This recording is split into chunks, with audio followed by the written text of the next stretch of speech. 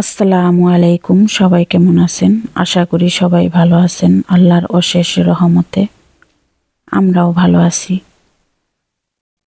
যে যেখান থেকেই আমার ভিডিওটি দেখতেছেন, কাছে এবং দূরে, দেশ এবং দেশের বাহিরে,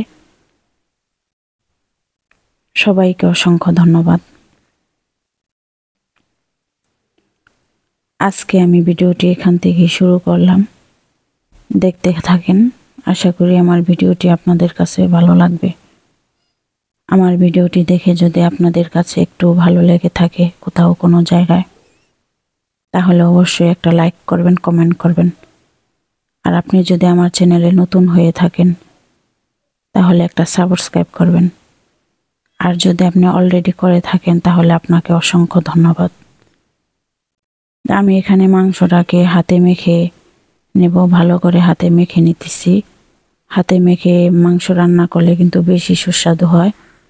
আর যেহেতু আজকে বেশি সময়ও নেই, আজকে একটু বাহিরে যাব, তাই মাংসটাকে আমি ভালোভাবে হাতে মেখে নিতেছি।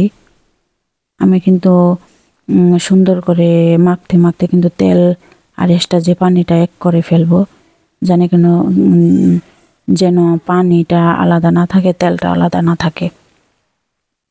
তাহলে কিন্তু মাংসটা খেতে বেশি সুস্বাদু হয়। তো ভিডিওটি দেখতে থাকেন, আশা করি ভালো লাগবে। আমি এখানে হাত ধুয়ে যতটুকু পানি দিয়েছি এতটুকু পানি থাকবে। আমি কিন্তু এক্সট্রা পানি ইউজ করব না। এই পানিটুকু দিয়ে আমি মাংসটাকে সুন্দরভাবে কষিয়ে রান্না করব। এই যে দেখেন আমার মাংসটা কিন্তু রান্না হয়ে গেছে অলরেডি। ঝটফট করে রান্না করে ফেললাম। আমার মাংসটা রান্না হয়ে গেছে, আমি কিন্তু আর এক্সট্রা কোনো পানি দেইনি। আজকে আমার শরীরটা এত বেশি ভালো না, তাই ওর বাবা ফোন দিয়ে বলল যে হ্যাঁ, নাস্তা বানাতে হবে না, আজকে বাহির থেকে নাস্তা আনবো। তো ছেলেকে বলল তুমি কি খাইবা? বড় ছেলে বলল আজকে রুটি খাবো। তাই আমার হাজবেন্ড এখানে রুটি এনেছে, সিদ্ধ রুটি এনেছে। আমার শরীরটা অসুস্থ বলতে আমার মাথায় অনেক সমস্যা। অনেক বলতে কি, মাথায় ব্যথা। কয়দিন গেলে গেলে আমার মাথায় অনেক ব্যথা হয়। মাথা ব্যথা যখন ওঠে তখন আমি কিছু করতে পারি না। তো ওষুধ খাইনি, যেহেতু দুপুরে ব্যথাটা উঠেছিল, আলসি করে ওষুধটা খাইনি। তারপরে এখন আমার হাজবেন্ড বলতেছে তুমি নাস্তা খাও, নাস্তা খায় তারপর ওষুধটা খাও, মাথার সমস্যাটা কমে যাবে। তো ছেলে বাচ্চাদেরকে আমি রুটিগুলো দিয়ে দিলাম। তো আমি নাস্তাটা খেতে চাইছিলাম না। আমার হাজবেন্ড বলতেছে খাও, খায়া তারপরে তুমি ওষুধ খাও, ওষুধ খাইলে দেখো তোমার মাথার সমস্যাটা কমে যাবে। তো এখানে হালিম এনেছে বাঙালি হোটেল থেকে। হালিমটার মধ্যে অনেক পরিমাণে মাংস কম, 4 পিস মাংস দিয়েছে। যাক আলহামদুলিল্লাহ, যেটা রিজিকে ছিল সেটাই এসেছে। রিজিকটাকে আগে মেনে নিতে হবে। তো তারপরে আমি একটা রুটি খেয়ে ওষুধ খাবো। তো আমার মাংসটা রান্না করে ফেলেছি, তো দেখেছেন নাস্তা করেছি।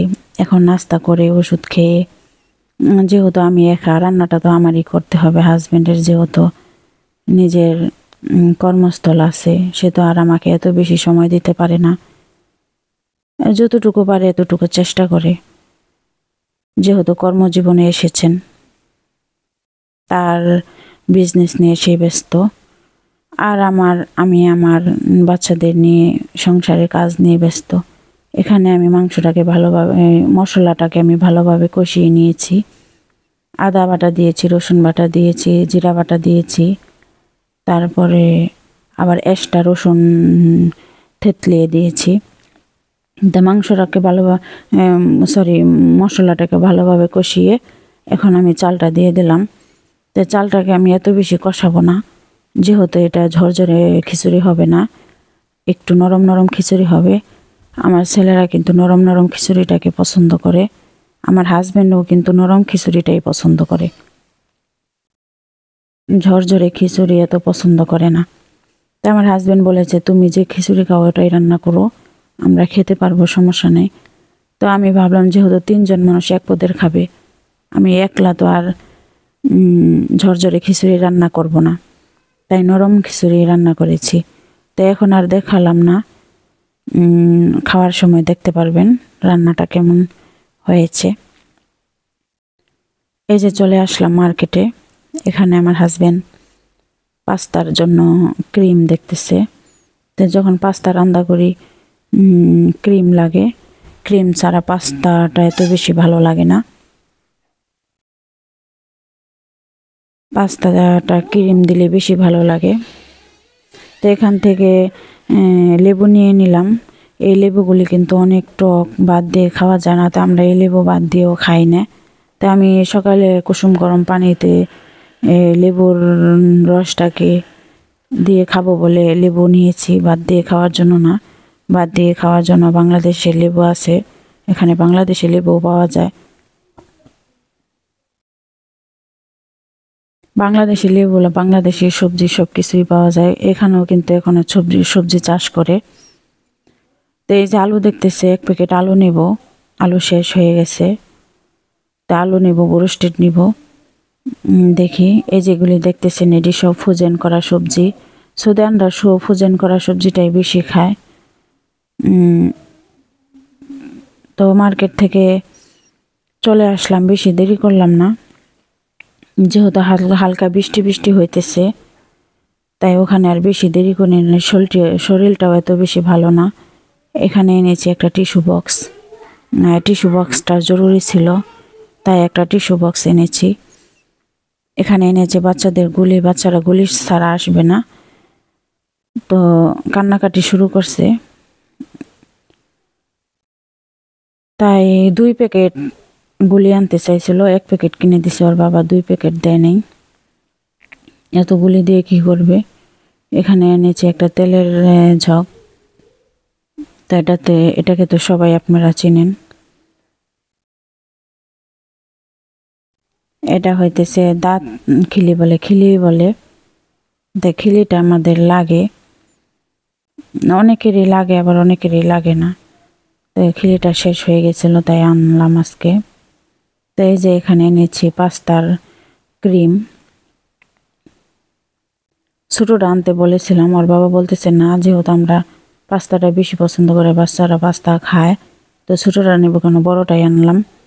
এখানে এনেছে 1 প্যাকেট কাবাব আগেরও ঘরে আছে আর কি, অন্য চিকেন কাবাব আছে, চিকেন বল আছে, না চিকেন কাবাব নয় আর কি, চিকেন বল আছে, এটা চিকেন কাবাব। তারপর ব্রোস্টেড আছে, আবারও ব্রোস্টেড এনেছে। তো বড় ব্রোস্টেডটা এখন বেশি আনে না, চিকেন ব্রোস্টেডটাই বেশি আনা হয়। এখানে এনেছে চিজ, যেহেতু পাস্তার মধ্যে চিজ দিব, পিৎজার মধ্যে চিজ দিব, 1 কেজি ওজনের চিজ এনেছে।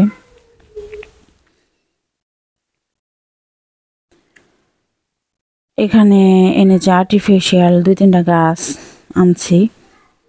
তো এই গাছটা বেশি ভালো লাগছে, ছোট গাছ।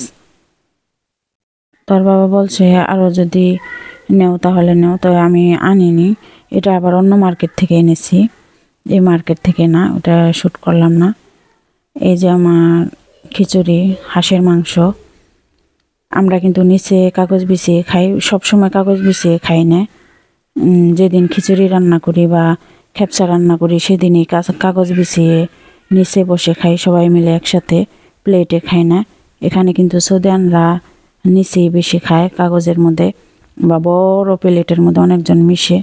তো আজকের ভিডিওটি এখানেই শেষ করব। আল্লাহ হাফেজ।